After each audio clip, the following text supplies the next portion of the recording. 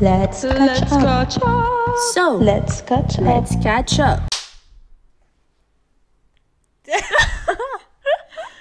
Okay. It has been 2 years. Kung ni-confirm nga, 2021. 2021, yung kay Kuya Alexon yung last Father's Day. Okay. So, what happened in 2022? After how many haircuts and how many hair colors I've had, we're back with Let's Catch Up. So, gusto momento medyo nabablanko ako, but that's the real time for a catch-up. Veramente. So true. That's the real time. That's the best time pala. Yes, that's the best time for a catch-up. Oh my God! Wow! Nasaan ba tayo? Kasi, yung naalala ko na yung first episode natin ng Let's Catch Up, doon sa bahay namin. Oo. And kakalipat lang namin halos noon. Vero! Diba?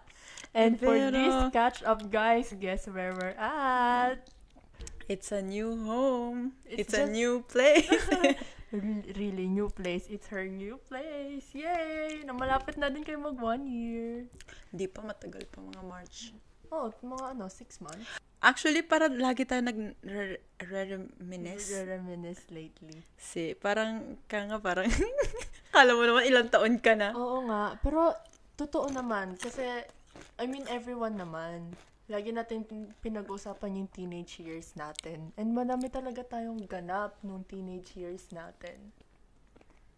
Kaya, parang, kung ilo-look back mo, parang ang dami nating nagawa or narating. Sa pagiging teenager, kasi syempre iba naman yung youth and yung adulting phase and life natin. Sige, l'altro giorno, iniisip ko nga, kailan ba yung last teenage year? Kasi parang na-stuck ako sa 20s. As in, literal na kaka-20 lang. So, parang, supposedly, last year, 19. Pero, pag iniisip ko yung 18, kasi pag ngayon, yung mga nag-18 ngayon, feeling ko kasi edad ko lang, kasi feeling ko kaka-18 ko lang din. Kaya, yung teenage years, kasi medyo nakakahiya pag mga ate, kuya. Yung parang nagfi-feeling matanda. Pero yung talaga yung siguro epekto ng 2022, yung turning point na parang feeling mo, okay, adulting kineme. Pero yung catch up, nag-stop talaga nung medyo nagti-teenage year feeling pa tayo. Kasi,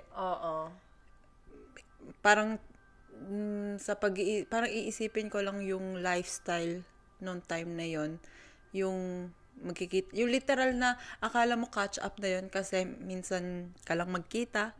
Pero ito na talaga yung totoo na pag nagkita kayo parang akala mo tagal nang hindi nag-uusap or something. Oo. Ang kapirke, nung last na catch up natin, 20 ako. And 21 ka. So, kung isipin mo, mga 2 taon yung lumipas, in 2 years, madami talagang ganap. Madami nangyari. Yung turning point talaga na parang yung 2 years, napakabigat, nung nakita ko yung Team Payaman. Okay. Kasi pandemic, as in 2020, yung Team Payaman days na nung titignan ko pa lang yung mga vlogs nila or yung mga parang yung surroundings kasi 'di ba yung unang bahay, yung unang talagang mansion, akala mo ilang taon na yung lumipas pero 2020 lang Pero, yun. naisip ko din yun. And ngayon, kahit yung mga itsura nila sobrang iba na. So, parang ang bigat pala niya yung 2 taon. Oo. Angke personally, madami talagang nag-improve na bagay. I mean, madaming naging small achievements in the span of 2 years. Which is great. I mean, it's a part of growing up, I guess, talaga. Also kasi, nung parang nagpaplano kami na na ibalik yung catch up. Yung parang kailan tayo, parang chista, Christy Journey, ibalik yung Let's Catch Up. Pinanood ko yung episode natin with Ate Sky.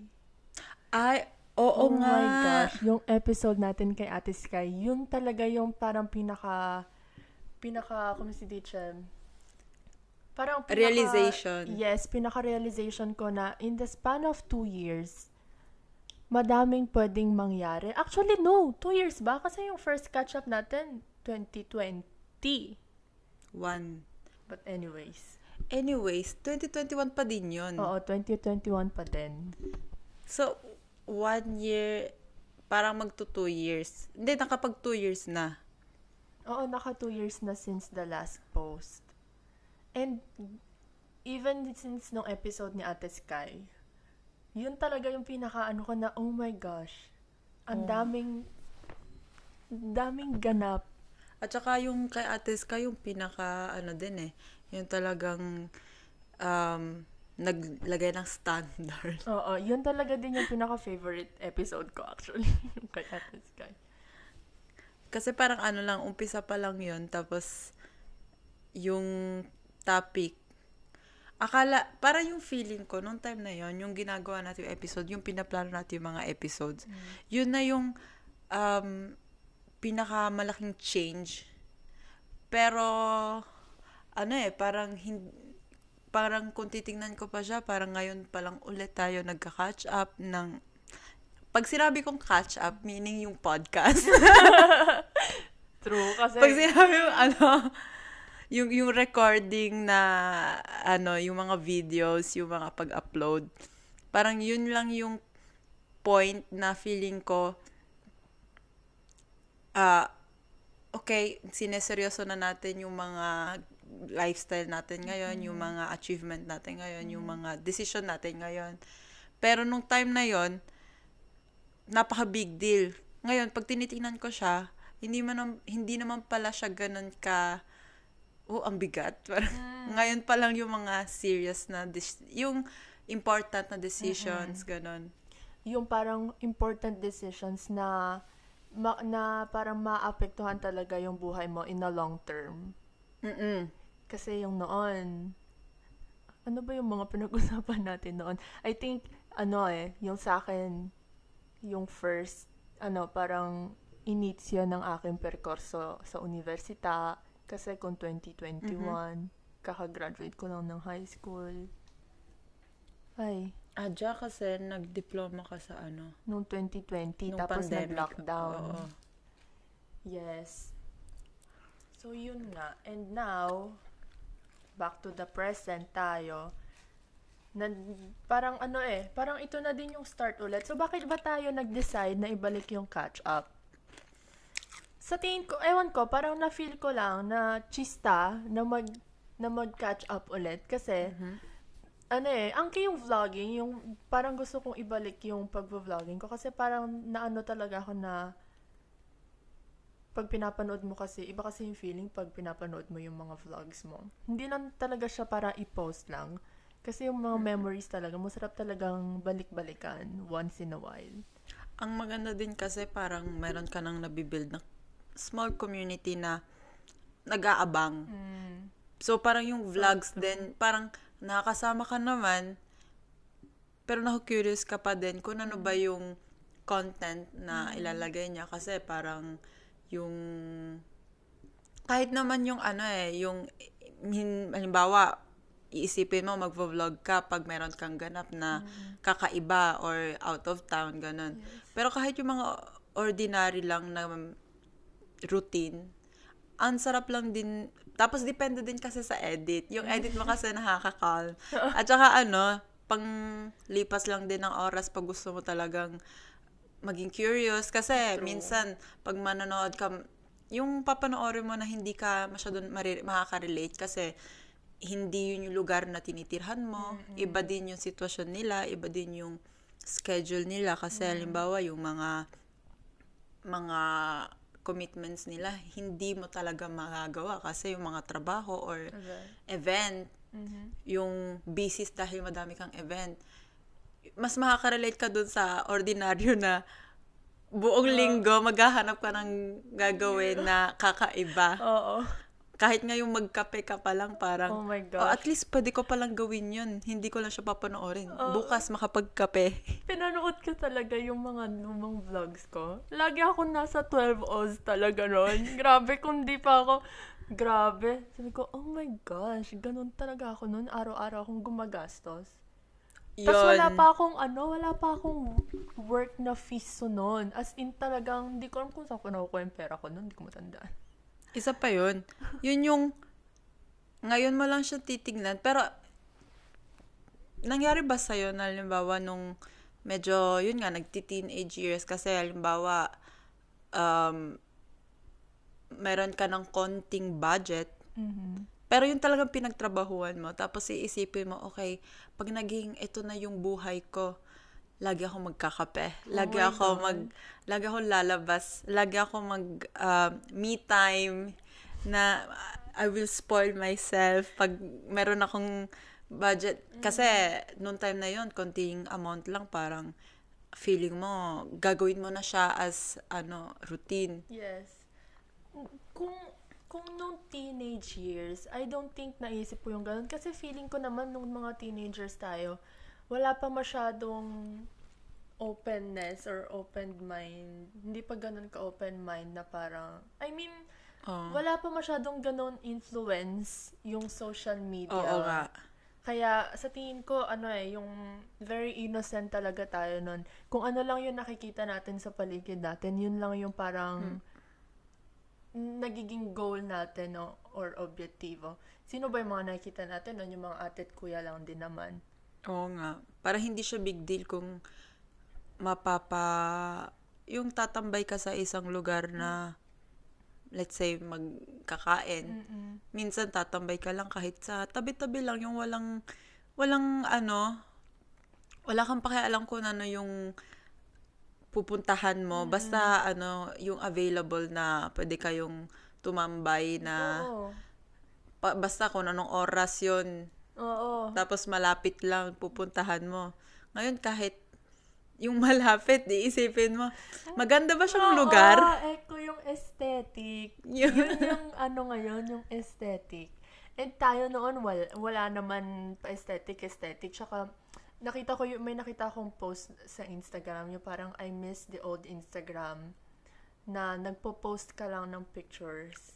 Just to post and share them with your followers, with your friends. Yung yung kailangan maganda yung post. At hindi siya real time. Yes. Yung nakaano lang talaga siya sa gallery mo. Tapos isipin mo, okay, post ko siya sa... And then, ang daming filter noon. Yung hindi wala talagang ka-aesthetic. Yung filter na hindi siya ka-aesthetic talaga. Grabe. Yun yung sa tanong mo kanina, parang wala naman akong ganong nung teenager. Kasi, wala pa masyadong mga influencers na parang na-influence yung life mo in a good way naman. Syempre, nasa sayo na din kung kukunin mo ba yung mga magagandang advices or hindi. Yan. Ako naman yung iniisip ko nun, parang kasi parang nagiging limit siya. So, kaya nga nagiging big deal Mas na-appreciate ko kasi parang, okay, ngayon ko lang siyang gagawin. Pero yung paulit or ko-consider mo na siya na kaya mo na siyang gawin, ganun. Hindi na siya as exciting. Parang pa nga okay, ano nang next? Tapos yung pag tinignan mo na yung iba, yung mga gumagawa ngayon, yung mga teenagers ngayon, yun nga, yung parang ganito ba yung ini-imagine ko noon? Kaso ngayon, parang mas maganda lang kasi iba na yung level nila, yung standard nila. Yung mas para sa atin, luxury na, sa kanila, ordinary lang. Yung parang milkshake natin noon sa kanila. Yung milkshake natin noon, parang big deal na. Pahirapan pa, every Sunday. Tapos, hanggang ngayon naman, todo reklamo tayo sa presyo. Yun yung pinaka nakikita ko na tayo lang ata. Pensari kayo noon yung milkshake o euro lang. Oh, kahit yung ticket. Ngayon, kahit yung ticket, madong. Lahat ng reklamo ginagawa natin. Sila parang, okay, yun na yung presyo. Okay. Yun. Tapos isipin mo kung yung ang dami nila, yung regalo. Yun yung nagulat talaga ako. Yung milkshake pa lang, hindi mo talaga i-share. Minsan, manlilibre ka, mag-feeling ka, okay, nalibre ako, ang rich ko na. Noon. Ngayon, parang, pasalamat na lang ako, konti lang yung talagang close friends na iisipin mo na, okay, pag nag-birthday, yun lang yung iisipin ko. Ngayon, parang ang daming, pag hindi ka nagregalo, titignan mo na yung paligid mo, grabe, mayat maya may birthday, mayat maya may regalo din. Iba-iba. Tapos lahat sila, isa-isa yung regalo. Di ba tayo dati nag-share tayo ng regalo? Hindi nga tayo nagse-celebrate ng gaano yung pag nag-birthday ka, makikikain ka lang, pero hindi mo na alam kung sino may birthday. Or kung meron mang handaan, eat and run, literally, hindi ka na magsistay hanggang sa opening of the gifts. At saka yung opening of the gifts parang pagbinyagan or yung mga pagbata na pag lumaki ka na hindi mo naisipin. Kaya nga inisip ko, ano ba yung mga regalo na tanggap ko ng teenager? Parang wala naman masyado. Mga Pucaltro, yung mga regalo kasi natin noon, yung mga very, thoughtful gifts talaga, yung mga picture frames, yung mga ganon, mga bracelet, mga kanta, yung mga ganon, yung gifts natin. Kasi naman, wala naman kasi tayong budget noon talaga. Hindi dati, ka tulad ng ragazzi ngayon, may budget talaga Oo sila. nga, yun nga din yung, question mark. Pero yung, naisip ko nga, yung creativity, hindi mo talaga mabibili. Kasi kahit naman may budget, parang nawawala na din yung pagiging personal, yung thought. Kasi kahit yung pagbili, isipin mo kung kaya din naman ng iba, parang medyo expected mo na okay, ito yung gusto, ito yung bibilhin. Pero yung kahit kaya mong bilhin, hindi pa rin yung gagawin. Kasi nagtitipid nga tayo. Yung gusto namin yung taga same place, same city, tapos gusto namin i-post office yung regalo. Pwede naman, kasi parang nag-inquire naman kami kung magkano magpadala. Kaso sabi namin, una-una, hindi namin sure kung kailan dadating. Baka ma-delay. Parang hindi siya dadating sakto sa birthday. So, ginawa na lang namin. Naalala ko yun. Dineliver namin, pero nagkunya rin na lang kaming post office. Oh my gosh.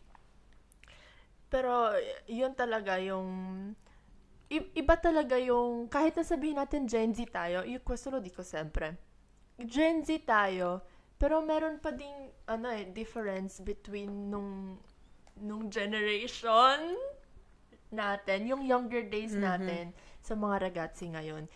Which is not a bad thing kasi, syempre, evolution, nag-iiba talaga yung mga bagay. And in the end, nag-enjoy din naman ako sa mga birthday party nila na yun. Pag nakikita ko silang nagbubukas ng mga regalo, natutuwa naman ako makita yung mga ragazzi. Anche se adesso sono grandi, I mean, lumalaki na din naman sila.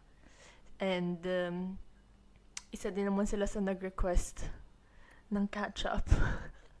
Yun nga, yung napansin kasi natin, ang dami nilang hobbies or ganap. Yung parang yung technology kasi, ang dami niya nang na-offer. Na ako dati, yung makanood lang ako ng daily vlogs ng YouTubers. Solve na ako. Ngayon, ang dami ng YouTubers, ang dami ng platform katulad ng Spotify. Yung podcast nga, another one pa yun eh. Tapos, yung mga live, yung mga vlogs na mas accessible. Yung mga reels, oh my God, yung mga reels ngayon. TikTok. Yung mga TikTok ngayon. So, parang ang dami mo nang titignan na hindi mo naiisip na, okay, may magsistick pa din. Parang meron siyang phase na sa buong year na may season para sa TikTok. Siguro yun yung sa summer kasi ang dami kasi mga reels at saka TikTok na pwede mong gawin pag babiyahe ka. Yung mga transition, yung mga trending na Sound, mga Oo. challenge. Yun din naman kasi yung time na mag-get together. Yes. And siguro, pag nag-start na yung school, or basta pag natapos na yung summer, yun na yung season na mas kailangan nila ng yung pampasama, yung nakikisama lang habang may ginagawa, may busy ka, may ginagawa ka, yung makikinig ka lang talaga. And of course, as a Pinoy, we like the chismis. Spill the tea. Gusto lang natin yung may maririnig kang bago na parang, ito yung ganap, ito yung, or yung minsan gusto mo lang din na habang may ginagawa ka, minsan kina-question mo kung anong nangyayari sa'yo, yung malaman mo, may ma-update ka sa point of view ng iba. Yes. And siguro nga, yun yung bumabalik yung mga catch-up ng 2021. So, ang nangyayari, gusto lang natin ma-substitute na lang. Kasi, parang medyo, minsan nakikringe ka na. Although, magkikringe din to. Okay, sige lang. Although, magkikringe din ito. One day. Eventually. Eventually, in the future, for sure. Ang difference lang, parang, gusto natin siguro ma-update din and in a way, ma-update natin yung sarili natin pag pinanood natin ulit. True. Kasi yung mga catch-up natin, hindi mo yung mga catch-up, parang yung mga topic or mga point of view natin, yun nga, katulad ng reason ko bakit tayo nag-catch up in the first place nung 2021, para ma-look back. Yung challenge na naisip ko naman is alin sa mga catch-up natin yung shareable. Kasi yun yung maganda nga mag-catch up. Ang problema, hindi lahat. Yes, totoo naman. Siyempre, iba pa din yung catch up in a very, very, very, very personal level. Yung wala kang parang very transparent ka talaga. Although, transparent din naman tayo. Pero meron talagang ibang topics na very, very personal na talaga. That's why, doon po talaga pumapasok yung pag-invite natin. Kasi, doon tayo magkakaroon ng chance na magkaroon ng iba-ibang point of view na hindi siya nagiging, kasi pag naging personal, parang feeling mo, okay, share ko sa'yo, and then, wala na akong filter. Hindi naman siya filter, yung parang, yung magiging dami ng topic. Kasi ganun tayo yung magsimulan, may Matatapos na iba na yun. may maalala ka, ganun. Kasi wala nga tayo naman masyadong intention o na parang may bias na kasi, may mga alam ka, may alam ako. So, yung challenge is parang pag may pinag-usapan tayo, baka tayo lang nagkakaintindihan. So, pag meron pa tayo mga ibang point of view, ibang tao, ibang relationship level, iba yung closeness, ganun. Mapapa-explain ka talaga ng todo na kahit sino manonood, kahit sino makikinig, maiintindihan pa rin talaga niya. Kasi may mga bagay na may share ako, maintindihan mo kasi alam mo. Tapos, baka yung mga listeners, hindi nila maintindihan. Ang I think yung opinions, maybe, pag dalawa tayo, most of the time kasi, parang parehas yung opinions natin. Yung pagdating sa ibang mga thoughts and mga beliefs, parang may pagka-similar naman tayo pagdating sa personality. Pero pag may guest nga tayo, doon mo parang mas makakarinig ka ng ibang opinions na maybe pag hindi nakaka-relate sa akin, makaka-relate sa'yo o kaya sa guest natin, yung mga listeners natin. Feeling ko yun talaga yung plan for this kind of catch-up na. Yung magkaroon ng diversity. Mm-hmm. Diversity ba yun? Ako kasi kung ano nung ginagamit kong term, hindi ko din naman alam. Ako naman, diversity. Yung magkaroon ng... different povs. Oo. Kagaya ng mga gusto natin i-recall sila Ate Sky, yung talaga yung gusto natin balikan yun talaga yung reason kung bakit nagbalik. Mm-hmm. Also, porque, resto naisip ko, parang monitor na din natin ito sa sarili natin. Kung may dato prima, in the future, makikringe na naman tayo sa sarili natin. Ngayon, nakikringe tayo sa mga sarili natin 2 years ago. So, parang monitor din natin siya to see yung growth natin as a person and yung as a thinker. Parang yung mga opinions natin, syempre, mag-grow din yan by the time. Kaya, yun lang. Maganda din isipin yun. And yung friends ko, na kahit minsan lang magkita, yun pa din yung friends ko na nung teenage. Na kung papansinin ko, hindi nagbago yung kung paano kami magsama. Yung raporto nyo. Oo. Yung childish pa din naman. Kasi hindi pa naman siya pumupunta sa part na may nagbago ba. Siguro magbabago siya pag yung life status mo. Nagbago na. Oo. Feeling ko yung sa napapansin ko kasi ngayon, lately, yung mga mas kasama ko, yung mga kinakasal na ngayon. Yun din kasi talaga nasa gitna ako sa mga teenagers and yung mga kinakasal na. Mm-hmm. So, ang hirap talaga ng mga gaps kasi yung pag konti lang din, parang konti tayo. Yes. Yung mga close or more on may mga relationship na nag-grow together. And magkakaiba pa ng edad. So, nagkakahalo-halo. May pagka-childish kasi na-influence ng mga teenagers. May pagka-adulting na nasistress sa mga teenagers dahil minsan nga yung mga kabanding natin, mga titas na eh. Pero feeling ko kasi nandun din naman tayo sa phase na yon na wala pa tayong parang fix na naganap sa buhay. I mean, kung work ka lang.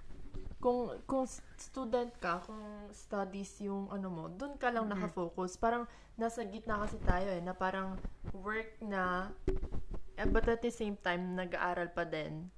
Inconsensibly. O kaya yung pagiging, yun nga, yung may part na adulting na tayo, pero nandun pa din yung part na parang nasa transition. Basta yun, nasa transition talaga tayo eh. From being a young adult to a really an adult na. So, feeling ko, mayroon tayong mga episodes na i-entertain natin yung childish inner natin. Inner child, Asti. And then meron tayong mga episodes na ano ba yung mga nilook forward natin. Yes. And, yun na nga, present, past, and future. Present, past, and then and meron future. tayong mag-check ng present na, okay, anong ganap ngayon sa mundo? Anong take natin sa nangyayari ngayon sa mundo? Kasi yun yung, gusto ko sanang ma-check kung sa daming mga opinionated sa mundo, yung mga circle of friends natin, ano ba yung opinion nila? Yes. Coming soon. Coming soon. Yun talaga yung pag sinabi mong iba-iba kayo ng opinion. Parang you can agree and you can disagree to someone's opinion. Ano yan it's how you really take other people's point of view. If you can take it or if you can't. Parang ganon. And the hope is may opinion din. Kasi meron din naman yung walang say. At yun kasi yung reality natin. Yung tayo may opinion and then may magsasabi na wag na lang kasi kayo mag-opinion. Wag mo na lang pansinin kasi. Hayaan nyo na lang. Kasi nga, wala silang say. Or mas pinipili nila wag na lang magbigay ng opinion. For the sake of the conversation, para hindi siya hindi confrontational. Hindi confrontational. Kaya nga hindi talaga pwede mag-catch up yung hindi.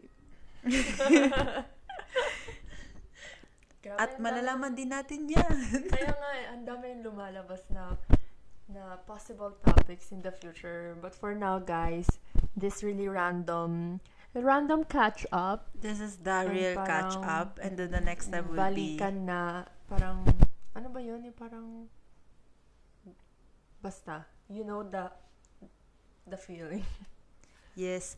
Mas magiging, na siya, constructive or may sense na yung mga catch up. Para din sa amin. Kasi pag nagkita tayo, saan din naman yung oras na may matutunan pa tayo. More from us, but then, yes, most especially from other people. Kaya, also yes. Guys, if you want someone, if you have requests, ay charot, hindi pa naman nagsisimula, may mga request na. Anyways, yun. So, this is the first episode of the Let's Catch Up. Basta, ano lang sinasabi ko? That's it. That's it for tonight. That's it for the first episode. And maybe, for the next episode, 4 na kami ulit. Who knows? Let's see. So, that was it. Thank you guys for listening. Babush! Can I live happily?